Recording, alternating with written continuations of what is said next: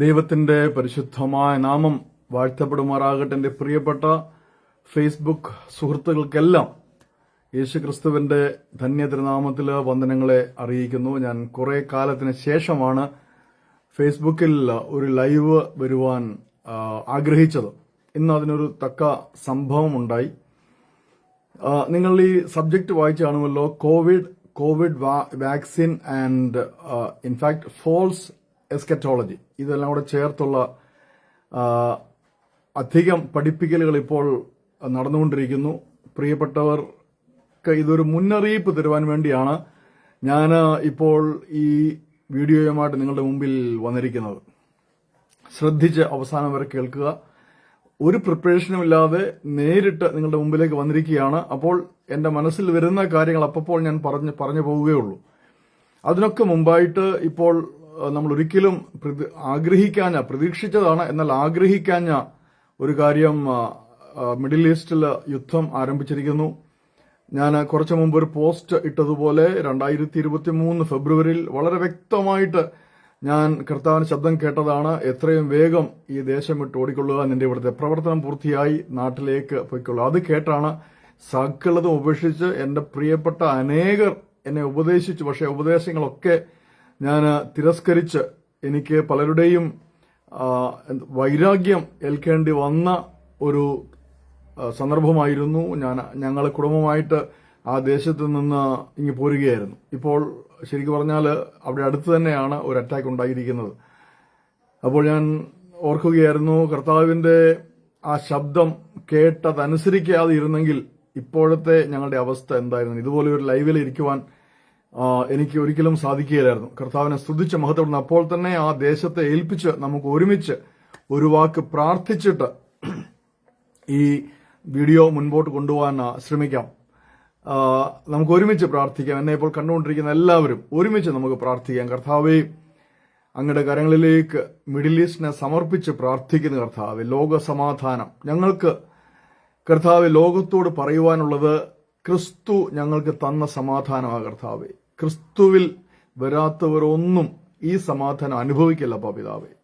ആ ദേശത്തെ ഞങ്ങളുടെ കരങ്ങളിലേക്ക് ഞങ്ങളുടെ അനേക പ്രിയപ്പെട്ടവർ കർത്താവെ ഒരു നേരത്തെ അന്നത്തിനു വേണ്ടി കുടുംബത്തെ പുലർത്തുവാനായിട്ട്, കുഞ്ഞുങ്ങളെ പഠിപ്പിക്കുവാനായിട്ട്, മാതാപിതാക്കളെ സംരക്ഷിക്കുവാനായിട്ട് സകലത ഉപേക്ഷിച്ച് ആ ദേശത്ത് വേല ചെയ്യുന്ന പിതാവേ, ഞങ്ങൾ അവരെയൊക്കെ സമർപ്പിച്ച് പ്രാർത്ഥിക്കുന്ന കരുണയുണ്ടാകണമേ, കൃപയുണ്ടാകണമേ. അനേക കുഞ്ഞുങ്ങൾ ഇന്ന് പകലിൽ മരിച്ചു എന്നറിയുന്ന പിതാവേ, മാതാപിതാക്കളെ സമർപ്പിച്ച് പ്രാർത്ഥിക്കുന്ന ദൈവമായ കർത്താവ്, ബന്ധുമിത്രാദികളെ ഏൽപ്പിച്ച് പ്രാർത്ഥിക്കുന്നു. ഞങ്ങൾ അവിടുത്തോട് താണിക്കാണ് അപേക്ഷിക്കുന്നപ്പാ. അവിടുത്തെ ഹിതമെങ്കിൽ എത്രയും വേഗം ഒരു സൊല്യൂഷൻ കൊണ്ടുവന്ന് കർത്താവെ ഈ യുദ്ധം അവസാനിപ്പിച്ച് ലോകത്ത് സമാധാനം വരുത്തുവാൻ. ഈ യുദ്ധം മാത്രമല്ല കർത്താവെ, റഷ്യ ഉക്രൈൻ വാർ എത്ര വർഷങ്ങളായല്ലോ കർത്താവെ. ഞങ്ങൾ ഏൽപ്പിച്ച് പ്രാർത്ഥിക്കുന്നു കർത്താവ്, ലോകമെമ്പാടും അവിടുത്തെ സമാധാനം മനുഷ്യൻ അനുഭവിച്ചറിയാനിടയാക്കണമേപ്പ. ഞങ്ങളുടെ പ്രാർത്ഥന കേട്ടിക്കാൽ സ്തുതിക്കുന്നു യേശു കർത്താവിന്റെ പണിതർ നാമത്തിൽ തന്നെ, ആമേൻ. ഞാനിന്ന് നിങ്ങളുമായിട്ട് സംസാരിക്കുവാൻ ആഗ്രഹിക്കുന്ന യഥാർത്ഥത്തിൽ വളരെ മുമ്പ് തന്നെ കോവിഡിന്റെ ആ മാക്സിമം അതിന്റെ പീക്ക് ടൈമിൽ ഞാനൊരു വീഡിയോ ചെയ്തിരുന്നു കോവിഡ് വാക്സിനെ കുറിച്ച്. അത് അനേകർ കണ്ടു. ഞാൻ അവരോട് വാക്സിൻ എടുക്കണമെന്ന് പറയുകയായിരുന്നു. ഞാൻ എന്തുകൊണ്ടാണ് ഈ വീഡിയോയുമായിട്ട് നിങ്ങളുടെ മുമ്പിൽ വരുന്നത്? ഇന്ന് ലോകമെമ്പാടും പ്രത്യേകിച്ച് അമേരിക്കയിൽ നിന്നും അനേകർ അവര് ദർശനങ്ങൾ കണ്ടു, പരിശുദ്ധാത്മാവ് സംസാരിച്ചു. ഇത് എൻഡ് ടൈമാണ്, അവസാന നാളുകളാണ്. അതുകൊണ്ട് ചിലർക്ക് മാത്രം ദൈവാത്മാവ് പ്രത്യേക വെളിപ്പാടുകൾ കൊടുക്കുന്നു. അവർ പറഞ്ഞ വെളിപ്പാടെന്ന് കേട്ടോ, ഞാൻ വെളിപ്പാടെന്ന് പറഞ്ഞു. വെളിപ്പാടാണ് ശരി. നമ്മള് വേദപുസ്തകം എടുക്കുമ്പോൾ വെളിപ്പാട് പുസ്തകമല്ല. ഈ പറയുന്നവരൊക്കെ വെളിപ്പാടെന്നാണ് പറയുന്നത്. കാരണം അവർക്ക് ഇതിൽ അത്ര ഗ്രാഹ്യമില്ല. ഇവിടുന്നോ എന്തൊക്കെയോ കേട്ടു ചാടി പുറപ്പെട്ടിരിക്കുകയാണ്. അപ്പോൾ ഇന്ന് ഞാൻ അങ്ങനെ ഒരു ബൈബിൾ ക്ലാസ് എനിക്ക് പറയാൻ ഞാൻ ആഗ്രഹിക്കുന്നില്ല. ബൈബിൾ ക്ലാസ് എന്ന് പറഞ്ഞാണ് എന്നെ അതിലേക്ക് ക്ഷണിച്ചത്. പക്ഷെ അവിടെ ചെന്നിരുന്നു കഴിഞ്ഞപ്പോഴാണ് മനസ്സിലായത് അത് ബൈബിൾ ക്ലാസ് ആയിരുന്നില്ല എന്ന്. കുറെ സഹോദരിമാർ തൃശൂർ ഭാഗത്ത് നിന്ന് കടന്നു വന്നിട്ട് അവർ വെളിപ്പാട് പുസ്തകം പഠിപ്പിക്കുക, അതായിരുന്നു. ഞാൻ അതിന്റെ ഏകദേശം ഒരു ഉള്ളടക്കം നിങ്ങൾക്ക് തരാം. ഞാൻ അവിടെ മുഴുവൻ ഇരുന്ന് കേട്ടു. യഥാർത്ഥത്തില് അവര് പഠിപ്പിച്ച് വന്നതിന്റെ ടോട്ടൽ എടുത്തു കഴിഞ്ഞാൽ കോവിഡ് വാക്സിൻ എടുത്ത് ഒരുത്തം പോലും സ്വർഗത്തിൽ പോകുകയില്ല. അതുകൊണ്ട് നിങ്ങൾ മാനസാന്തരപ്പെടണം. കോവിഡ് വാക്സിൻ എടുത്തതിന് കർത്താവിനോട് ക്ഷമയാചിക്കണം. അല്ലെങ്കിൽ നിങ്ങളുടെ പാപം നിങ്ങളുടെ മേൽ നിൽക്കും. നിങ്ങൾ എത്ര രക്ഷിക്കപ്പെട്ട്, എത്ര സ്നാനപ്പെട്ട്, എത്ര പരിശുദ്ധാത്മാഭിഷേകം പ്രാപിച്ചാലും നിങ്ങൾ സ്വർഗത്തിൽ പോകുകയില്ല. കൈവിടപ്പെട്ടു പോകും. നിങ്ങൾ നരകത്തിലേക്ക് പോകും. അല്ലെങ്കിൽ നരകത്തിലേക്ക് പോയില്ല എങ്കിൽ കർത്താവിന്റെ മഹത്വ പ്രത്യക്ഷതയുടെ സമയത്ത് നിങ്ങളുടെ കഴുത്ത് ഛേദിക്കപ്പെടും. നിങ്ങൾ രക്തസാക്ഷിയാകേണ്ടി വരും. ഇങ്ങനെയൊക്കെയുള്ള എന്റെ ദൈവമേ, ഞാൻ അവിടെ നിന്ന് ഉരുകിപ്പോയി. ഇറങ്ങി ഓടാൻ പറ്റുമോ? കാരണം ഏറ്റവും മുമ്പിലായിപ്പോയി. അങ്ങനത്തെ ഒരവസ്ഥയിൽ ഇന്ന് ചെന്നുപെട്ട്. പ്രിയമുള്ളവർ, വളരെ ശ്രദ്ധിക്കുക, വളരെ സൂക്ഷിക്കുക. ഈ എസ്കറ്റോളജി പഠിപ്പിക്കുന്നവരോട് നിങ്ങൾ ചോദിക്കണം, 2 ചോദ്യങ്ങൾ ചോദിച്ചിരിക്കണം. 1, നിങ്ങൾ വൈറോളജി പഠിച്ചതാണോ? 2, നിങ്ങൾ വാക്സിനോളജി പഠിച്ചതാണോ?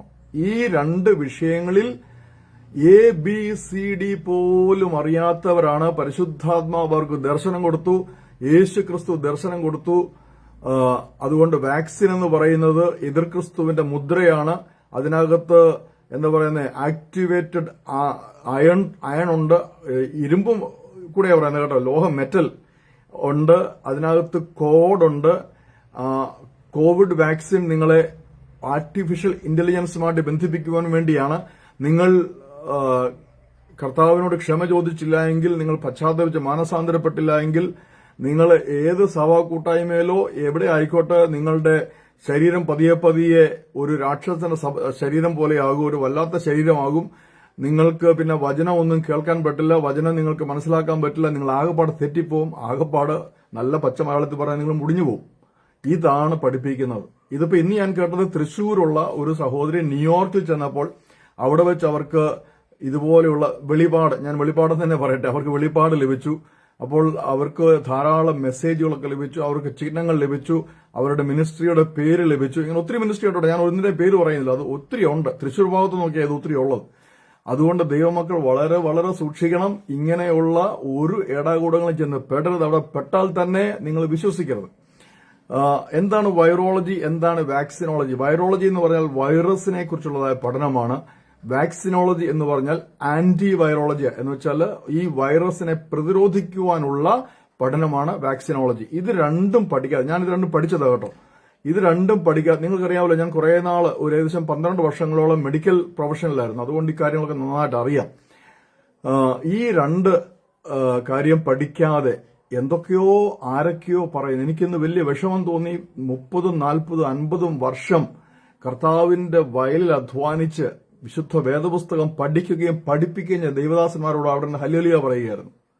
ഈ സഹോദരിമാർ പറയുന്ന ഓരോ കാര്യത്തിനും കൈകൊട്ടുകയും ഹല്ലേലൂയ പറയുകയും ആമീൻ പറയുകയും സ്തോത്രം പറയുകയുമായിരുന്നു. അവർ പറയുന്നത്, ഞങ്ങൾ വാക്സിൻ എടുത്തിട്ടില്ല, കർത്താവ് ഞങ്ങളോട് പറഞ്ഞു വാക്സിൻ എടുക്കരുത്, അതുകൊണ്ട് ഞങ്ങൾ വാക്സിൻ എടുത്തിട്ടില്ല. ഞാൻ പറയുന്നത്, വാക്സിൻ എടുത്തോ വാക്സിൻ എടുത്തില്ലയോ അത് വേറെ കാര്യം. ഞാനൊരു കാര്യം പറയട്ടെ, ഞങ്ങൾ കുടുംബമായിട്ട് 3 വാക്സിൻ എടുത്തു. ഇനി 4മതൊരു വാക്സിൻ ഉണ്ടെങ്കിൽ എടുക്കാൻ തയ്യാറാണ്. കാരണം ഞങ്ങൾക്കറിയാം എന്താണ് വാക്സിൻ, എന്താണ് വൈറസ്, എന്താണ് വൈറോളജി, എന്താണ് ആന്റി വൈറസ്, എന്താണ് ആന്റി വെനം. ഇതൊക്കെ ഞങ്ങൾ പഠിച്ചതാണ്. അതുകൊണ്ട് ആണ് ഞാനൊരു കാര്യം പറയട്ടെ, ധാരാളം പേര് ഈ കഴിഞ്ഞ ഒരു 3-4 വർഷം കൊണ്ട് കോവിഡ് വൈറസിനെ വെച്ചിട്ട് അനേകരുടെ ഭയം കയ്യിലെടുത്ത് അവരെ അടിമകളാക്കുന്ന, അതുകൊണ്ട് എന്ത് ചെയ്തു, അനേകർ വാക്സിൻ എടുത്തില്ല കേട്ടോ. അതുകൊണ്ട് അവരിപ്പോഴും അനുഭവിക്കുകയാണ് പല കാര്യങ്ങൾ കൊണ്ടും. കാരണം അവരുടെ പല കാര്യങ്ങളും തടസ്സപ്പെട്ടു. എന്തുകൊണ്ടാണ് ഗവൺമെന്റുകൾ ഇത് എടുക്കണമെന്നുള്ള നിർബന്ധം കൊണ്ടത്? നിങ്ങൾ അറിയണത്, ഇവരൊന്നും പറയുന്നതല്ല ഈ കോവിഡ് വൈറസ് എന്ന് പറയും. ഇവർ പറയുന്നത് ബിൽ ഗേറ്റ്സും അതുപോലെ ട്രംപും അമേരിക്കയിലെ കുറെ ആൾക്കാരും, എന്താ പറയുന്നത്, ഇപ്പോഴത്തെ പുതിയ ന്യൂജൻ ആൾക്കാരൊക്കെ, അവരൊക്കെ 10-20 വർഷം മുമ്പേ പ്ലാൻ ചെയ്ത് അവർ തയ്യാറാക്കി എടുത്തതാണ് ഈ കോവിഡ് വാക്സിൻ. എന്ന് വെച്ചാൽ ഇത് എതിർ ക്രിസ്തു തയ്യാറാക്കി എടുത്തതാണ്. കോവിഡ് വാക്സിൻ അല്ല, കോവിഡ് എന്നുള്ള വൈറസ്. അപ്പോൾ എന്തിനാണ് ഇത് ലോകം മുഴുവൻ കോവിഡ് വൈറസ് അവർ പരത്തിയത്? നമ്മളെല്ലാം കോവിഡ് വാക്സിൻ എടുക്കണം. അങ്ങനെ കോവിഡ് വാക്സിൻ എടുക്കുമ്പോൾ എതിർ ക്രിസ്തുവിന്റെ മുദ്ര നമ്മുടെ ബ്ലഡിനകത്ത് കയറിയിട്ട് നമ്മുടെ ഓരോ സെല്ലിലും കയറി നമ്മുടെ DNA ആകപ്പാട് മാറിപ്പോയി, നമ്മുടെ ക്രോമോസോം ആകപ്പാട് മാറിപ്പോയി. അങ്ങനെ നമ്മളെല്ലാം എതിർ ക്രിസ്തുവിന്റെ അനുയായികളാകും. അപ്പോൾ ബുദ്ധി ഉപയോഗിച്ച്, അല്ലെങ്കിൽ പരിശുദ്ധാത്മാവ് പറഞ്ഞെന്ന് പറഞ്ഞ് കോവിഡ് വാക്സിൻ എടുക്കാത്തവർ മാത്രമേ സ്വർഗത്തിൽ പോകൂ. ഇങ്ങനെയുള്ള വളരെ തെറ്റായ പൈശാചികമായ പഠിപ്പിക്കലുകൾ നിങ്ങൾ സൂക്ഷിക്കണം. ഞാനൊരു കാര്യം പറയട്ടെ, ഞാൻ നേരത്തെ വീഡിയോ ചെയ്തിട്ടുണ്ട്, അതുപോലെ ധാരാളം വീഡിയോകളുണ്ട് കോവിഡ് വൈറസിനെ കുറിച്ച്. എന്താണ് കോവിഡ് വൈറസ്? ചൈനയിലെ വുഹാൻ എന്ന് പറഞ്ഞ സ്ഥലത്ത് അവിടെയുള്ള വൈറോളജി ഇൻസ്റ്റിറ്റ്യൂട്ടിൽ നിന്ന് ലീക്ക് ഔട്ട് ചെയ്ത ഒരു വൈറസാണ്. അത് മനുഷ്യനെ കൊല്ലാനൊന്നും ഉപയോഗിച്ചതല്ല. അവര് ഏത് വൈറസ് ഇൻസ്റ്റിറ്റ്യൂട്ടിൽ, ഏത് വൈറോളജി ഇൻസ്റ്റിറ്റ്യൂട്ടിലും അവര് വൈറസുകളെ മ്യൂട്ടേറ്റ് ചെയ്തിട്ട് വിവിധ വൈറസുകളെ ഉണ്ടാക്കും.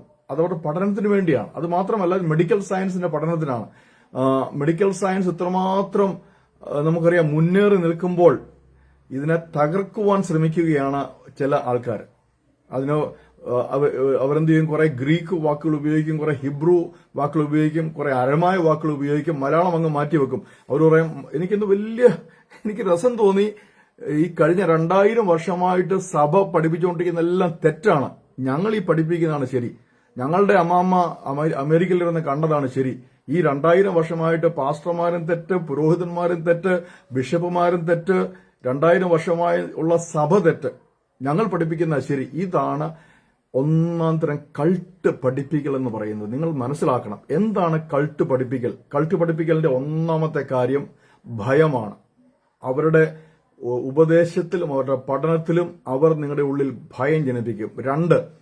ഒന്നാണ്. രണ്ടാമത്തെ ഓർത്തണം, മറ്റുള്ളവരെല്ലാം തെറ്റാണെന്ന് നിങ്ങളെ പഠിപ്പിക്കും. 3, ഇത് പരിശുദ്ധാത്മാവ് നേരിട്ടിങ്ങി തന്നതാണെന്ന് പഠിപ്പിക്കും. നമ്മുടെ സഹോദരന്മാരിൽ ഇതെല്ലാം കേട്ട്, എന്റെ ദൈവമേ, ദേവദാസന്മാരുടെ ഇത് കേട്ട് കൈയടിച്ച് സ്തോത്രം ചെയ്ത് അവരെ പ്രോത്സാഹിപ്പിച്ച് അങ്ങ് ആത്മാവിലാകും.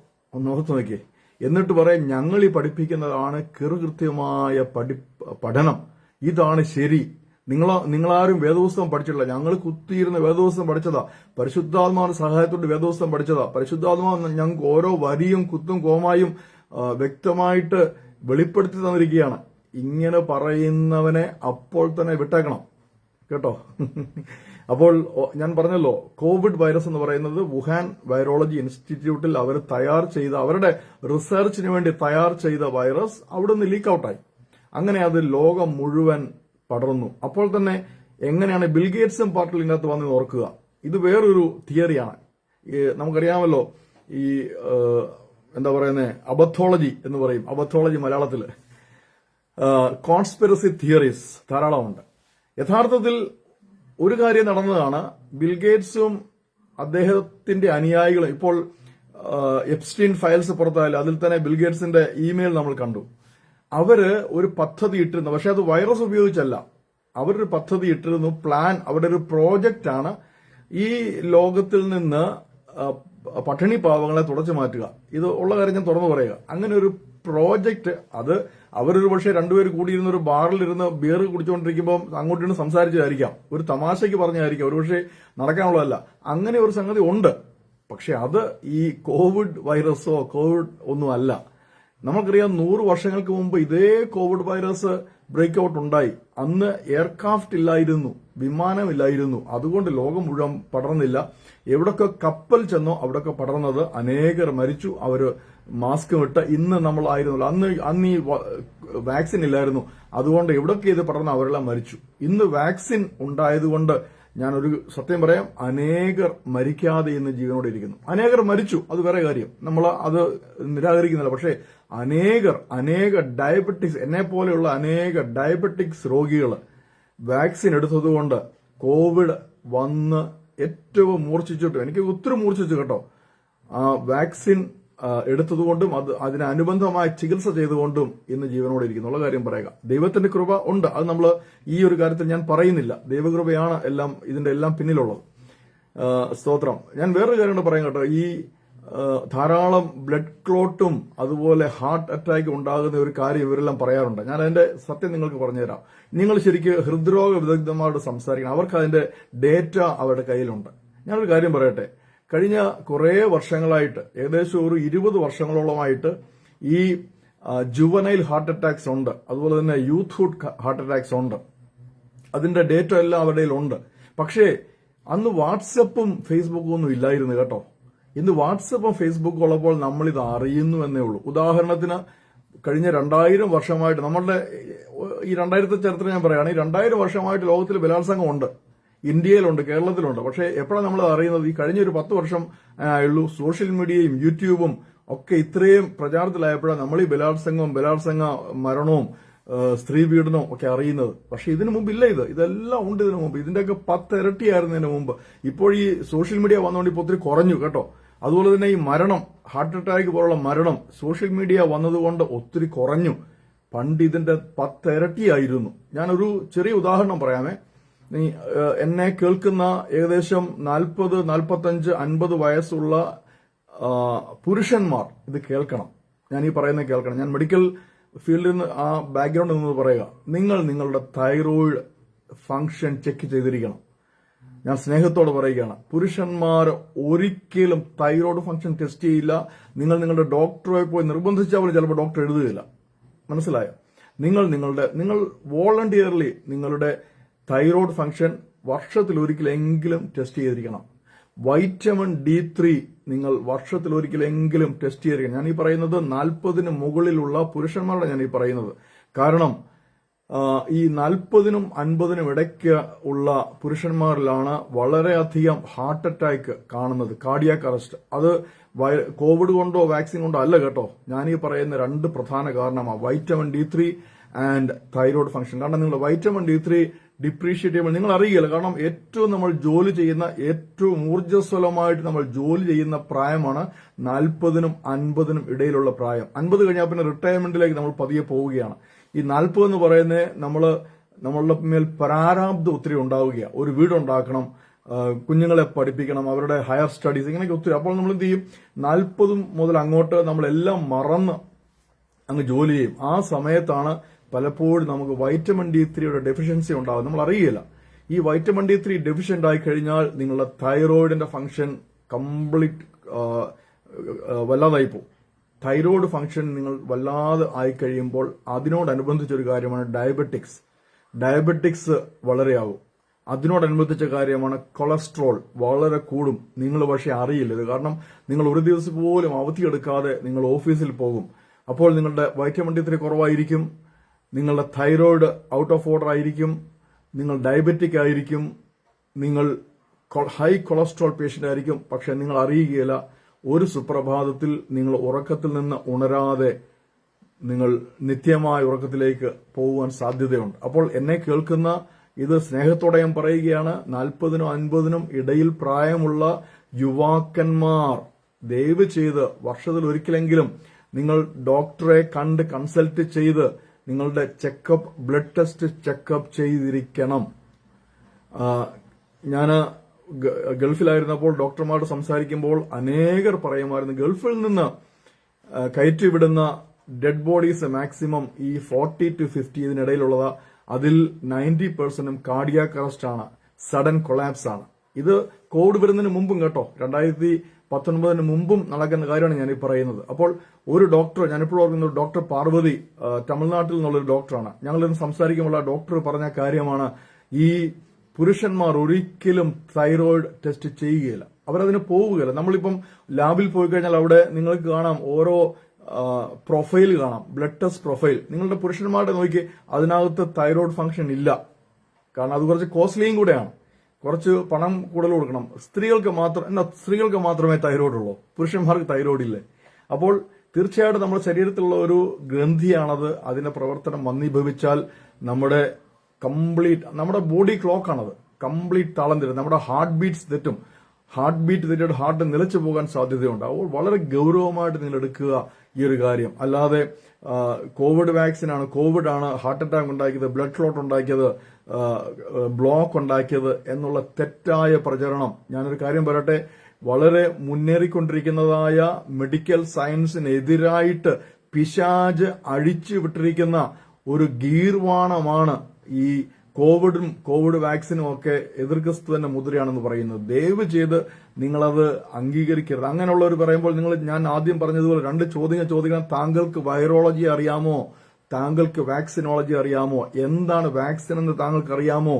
എന്താണ് വൈറസ് താങ്കൾക്ക് അറിയാമോ? ഇതൊന്നും അറിയാതെ ആരോ എന്നോ സ്വപ്നം കണ്ടെന്ന് പറഞ്ഞ ആരാണ്ട്, ഞാൻ പറയുന്നത് ശരിയല്ല, ദുരാത്മാവ് കയറിയിട്ട് ആരോ എന്തൊക്കെയോ പറഞ്ഞു വെച്ചത് അവരുടെ അടിമകളായി നിന്നുകൊണ്ട് ലോകം മുഴുവൻ പ്രചരിപ്പിക്കുന്ന അങ്ങനെയുള്ളവരെ നിങ്ങൾ വളരെ സൂക്ഷിക്കുക. അതിൽ കൂടുതൽ ഞാനൊരു കാര്യം പറയട്ടെ, സഹോദരിമാരെയാണ് ഇവർ ഉപയോഗിക്കുന്നത്. കാരണം സഹോദരന്മാർ ഈ ഒരു കാര്യം കൊണ്ട് നിങ്ങളുടെ അടുത്ത് വന്നാൽ നിങ്ങൾ കേൾക്കുകയില്ല, നിങ്ങൾ ഉറങ്ങും, നിങ്ങൾ ആ ബൈബിൾ ക്ലാസ്സിൽ നിന്ന് ഉറങ്ങും. എന്നാൽ സഹോദരിമാരാണെങ്കിൽ നിങ്ങൾ ശ്രദ്ധിച്ച് കേട്ടുകൊണ്ടിരിക്കും ഈ പറയുന്നതെല്ലാം.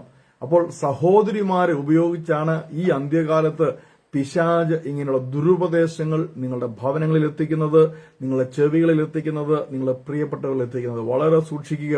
ഈ പറയുന്നത് ഒന്നുമല്ല എതിർ ക്രിസ്തുവിന്റെ മുദ്ര.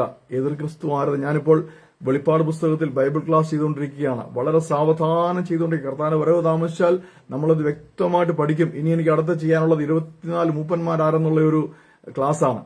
അപ്പോൾ അങ്ങനെയുള്ള കാര്യങ്ങൾ നമ്മൾ വ്യക്തമായിട്ട് പഠിക്കും. അവിടെ ഇവിടെയും പറയുന്നത് കേട്ട് ആർക്കോ എപ്പോഴോ രാത്രി ഉറങ്ങാതെ ഇരുന്നപ്പോൾ ദർശനം കണ്ടു, ആ ദർശനമാണ് ശരി എന്ന് പറയുന്നതൊക്കെ വെച്ചുകൊണ്ട് വന്നു കഴിഞ്ഞാൽ ദയവ് ചെയ്ത് നിങ്ങൾ തെറ്റിപ്പോകരുത്, ഭയപ്പെടരുത്. നമ്മുടെ കർത്താവ് നമ്മെ ഭയപ്പെടുത്തി കാര്യം സാധിക്കുന്ന കർത്താവല്ല. ഞാനൊരു കാര്യം നിങ്ങളോട് പറയട്ടെ. കർത്താവ് ക്രൂശിൽ കിടക്കുമ്പോൾ ഒരുത്തൻ പറഞ്ഞു, നീ ഇറങ്ങി വാന്ന് പറഞ്ഞു, ഇല്ലേ? ഇറങ്ങി വന്നായിരുന്നെങ്കിൽ ആ പറഞ്ഞയാൾ അപ്പോഴേ വീണ് മരിച്ചേനെ. കാരണം അത് ഭയപ്പെടുത്തല. കർത്താവ് ക്രൂശിൽ നിന്ന് അപ്പോൾ ഇറങ്ങി വന്നിരുന്ന ലോകം മുഴുവൻ ഭയപ്പെട്ടേനെ. കർത്താവിന് രണ്ടാമത് വരേണ്ടി വരില്ല. ഒരുമിച്ച് ഈ രക്ഷിക്കപ്പെട്ടവരെ കൊണ്ട് കർത്താവിനങ്ങ് പോകായിരുന്നു. മനസ്സിലായോ? പക്ഷേ കർത്താവ് ഇത് ചെയ്തില്ല. എന്തുകൊണ്ട് ചെയ്തില്ല? ഭയപ്പെടുത്തിയല്ല, അല്ലെങ്കിൽ മനുഷ്യൻ പറയുന്ന രീതിയിലല്ല കർത്താവിന്റെ പ്രവർത്തനങ്ങൾ. നമ്മുടെ ദൈവത്തിന്റേതായ ദൈവിക പദ്ധതിയാണ് ഉള്ളത്. മനുഷ്യന്റെ പദ്ധതിക്ക് വഴങ്ങുന്ന ദൈവമല്ല. ദൈവം അതെല്ലാം വ്യക്തമായിട്ട് 66 പുസ്തകങ്ങളിൽ നമുക്ക് എഴുതി തന്നിട്ടുണ്ട്. ഇനിയും ഒരു എക്സ്ട്രാ വെളിപ്പാടിന്റെ ആവശ്യമില്ല. നമുക്ക് എന്ത് വേണം? നമുക്ക് പൊരുൾ തിരിക്കപ്പെടണം. നമ്മളുടെ വേദ പുസ്തക വചനങ്ങൾ പൊരുൾ തിരിക്കപ്പെടണം. അത് മാത്രമേ ഉള്ളൂ. ഈ പൊരുൾ തിരിക്കപ്പെടുന്നതിൽ വെളിപ്പാടില്ല കേട്ടോ. വെളിപാടോ ഇതൊന്നുമില്ല. നമ്മൾ വിശുദ്ധ വേദപുസ്തകത്തെ ആധാരമാക്കി, ഞാൻ പറഞ്ഞല്ലോ, ഞങ്ങളുടെ ബൈബിൾ ക്ലാസ്സുകളിൽ രണ്ട് കാര്യങ്ങളാണ് ഞങ്ങൾ ആധികാരമെടുക്കുന്നത്. ഒന്ന്, സഭാചരിത്രം. കാരണം അത് നമ്മൾ പഠിച്ചിരിക്കേണ്ടതാ. ഉദാഹരണത്തിന് അപ്പോസ്തല പ്രവൃത്തികൾ എന്ന് പറയുന്നത് സഭാചരിത്രമാണ്. നമ്മളത് പഠിച്ചിരിക്കണം.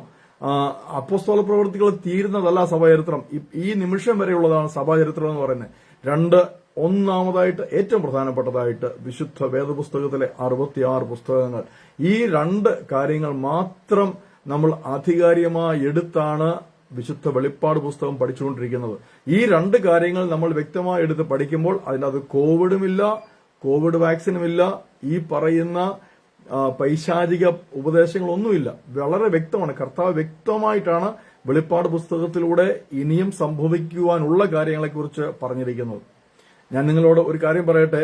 1-ാം ലോകമഹായുദ്ധം വന്നപ്പോൾ തീർച്ചയായിട്ടും ലോകമെമ്പാടും അനേകർ പറഞ്ഞു കാണും, യുദ്ധം വന്നു, ഇത് അന്ത്യകാലമാണ്, അവസാനിച്ചു, ഇനി ഏതാനും ദിവസങ്ങൾക്കകം അവസാനിക്കുമെന്ന്. അവസാനിച്ചില്ല. 2-ാം ലോകമഹായുദ്ധം വന്നപ്പോൾ അനേകർ, അന്നൊക്കെ എനിക്ക് തോന്നുന്നു, ഞാൻ പറയുകയാണ്, ഈ പ്രസംഗിക്കുന്നവർക്കൊക്കെ ചാകരയായിരുന്നു. കാരണം 2ാമത്തെ യുദ്ധം വന്നപ്പോൾ അങ്ങ് പ്രസംഗിച്ച് കാണും, കർത്താവ് വാതികൾ വന്ന് മുട്ടിക്കൊണ്ടിരിക്കുന്നു, നിങ്ങൾ തുറന്നു കൊടുക്ക് എന്ന് പറഞ്ഞ് പ്രസംഗിച്ച് കാണും. കാരണം അതാണ് അന്ത്യകാലം എന്ന് പ്രസംഗിച്ച് കാണും. എന്നാൽ ഇപ്പോൾ ഇതെല്ലാം വിട്ടിട്ട് ഇപ്പോൾ 3-ാം ലോകമഹായുദ്ധം അതിനുവേണ്ടി ആൾക്കാർ നോക്കിയിരിക്കുക. അതാണ് അവസാനം എന്ന് പറയാനായിട്ട്. ഇതൊന്നുമല്ല അവസാനം. കർത്താവ് വ്യക്തമായിട്ട് പറഞ്ഞിരിക്കുന്നു. നമ്മൾ അപ്പോസ്തല പ്രവൃത്തിയിൽ വായിക്കണം, പിതാവിന്റെ പദ്ധതിയിലുള്ളത് അറിയേണ്ടത് നമ്മൾക്കുള്ളതല്ല. ആരാ പറയുന്നേ? പുത്രനാം ദൈവം. മനസ്സിലായോ? പിതാവ് തന്റെ പദ്ധതിയിൽ വെച്ചിരിക്കുന്നത് നമ്മോട് പറയാനുള്ളതെല്ലാം പറഞ്ഞിട്ടുണ്ട്, അറിയിക്കാനുള്ളതെല്ലാം അറിയിച്ചിട്ടുണ്ട്. നമ്മളോട് പറയാത്തത്, നമ്മോട് അറിയിക്കാത്തത് പിതാവ് രഹസ്യമായിട്ട് വെച്ചിരിക്കുക. എന്താണ്? പുത്രന്റെ മേഘപ്രത്യക്ഷത. അത് പിതാവ് രഹസ്യമായിട്ട് വെച്ചിരിക്കുക. യഹൂദ ചരിത്രവും യഹൂദ പാരമ്പര്യവും ഒക്കെ പഠിക്കുമ്പോൾ നമുക്ക് അതിന്റെ ഉള്ളുകളിൽ ഒത്തിരി മനസ്സിലാകും. ഞങ്ങളതാണ് ബൈബിൾ ക്ലാസ് ചെയ്യുന്നത്. അല്ലാതെ ആരെങ്കിലും എന്തെങ്കിലും പറഞ്ഞേ കേട്ടോ എഴുതിയതോ. ഞാനൊരു കാര്യം പറയട്ടെ, ഞാൻ ബൈബിൾ ക്ലാസ് ചെയ്യുന്നത് ഒരൊറ്റ പുസ്തകം വായിച്ചിട്ടല്ല, വിശുദ്ധ വേദപുസ്തകം പഠിച്ചിട്ട് സഭാചരിത്രം നോക്കിയിട്ട്. ഈ 2 കാര്യങ്ങളാണ് ആധാരമായി എടുത്തിരിക്കുന്നത്. വേറെ ഒന്നും എടുത്തിട്ടില്ല. സഭാചരിത്രത്തിനെ നോക്കിയിരിക്കുന്നത് ചില കാര്യങ്ങൾ നമ്മൾ കണക്ട് ചെയ്യണം.